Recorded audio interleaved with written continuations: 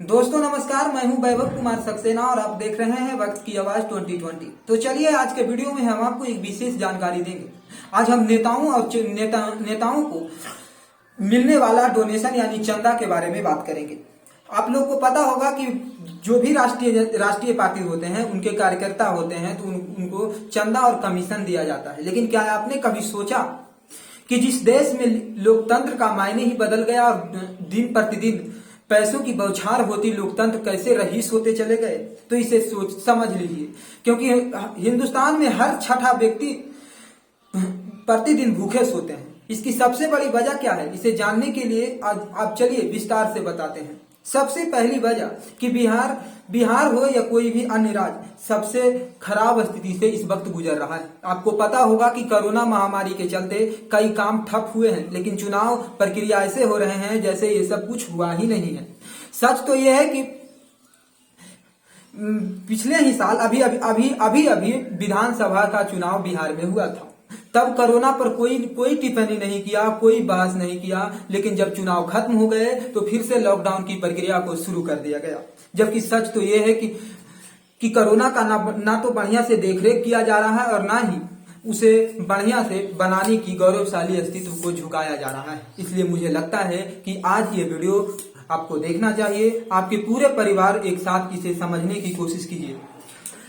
सरकार और सरकार के बनाए गए नीतियों पर कई अहम सवाल उठते हैं। इसकी जानकारी आज हम आपको देते हैं। जितने भी सरकारी एजेंडे होते हैं वो सिर्फ ट्वीट करते हैं, और कई लोग तो ऐसे होते हैं जो ट्वीट करने के लिए किसी और को रख लेते हैं और कुछ घटना घटने पर अफसोस या फिर उनके साथ दुखमय जिंदगियों को औरान करना जानते हैं। लेकिन क्या आपने कभी सोचा कि इस देश की अस्तित्व और अस्तित्व की गारंटी को कितनी मजबूती मिलनी है? तो नहीं, तो इसे समझने के लिए एक और भी आंकड़े देख लीजिए। अभी पश्चिम बंगाल में विधानसभा चुनाव है, तो कोरोना का कोई भरमार नहीं है। सब कुछ होते जानते हुए भी सरकार इस पर ढिलाई दिया है और ये कहने के लिए मजबूर किया है कि चुनाव तक कोई कोरोना नहीं होगा।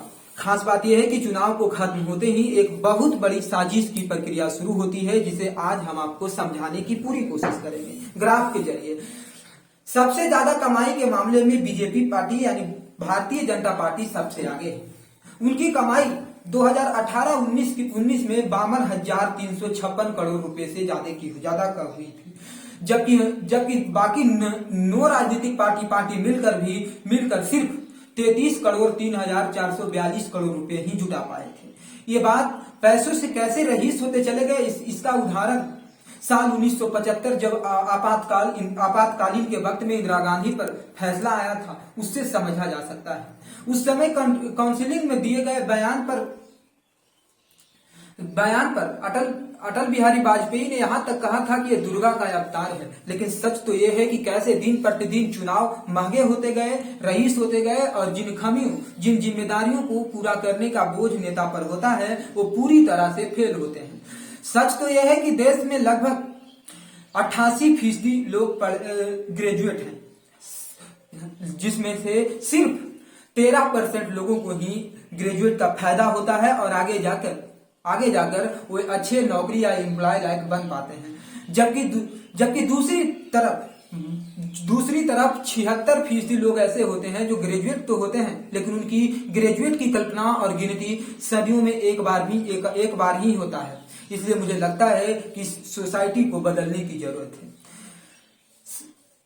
हिंदी के सबसे बड़े व्यंग्यकारों में से एक हरिशंकर परसाई ने एक बार लिखा था कि सबसे ज्यादा विटामिन पैसों में होती है। इसलिए हमारा मकसद ये नहीं कि किसी का ज्ञान या किसी के व्यक्तिगत सोच पर प्रभाव डालना है, बल्कि ये कहने का अर्थ है कि हम लोकतंत्र देश के राजनीतिक पार्टियों से चुनाव करके नेता को गठित करते हैं, लेकिन फिर उसका अगर फायदा ना मिले तो एक बहुत बड़ा दुखद घटना मिलेगा।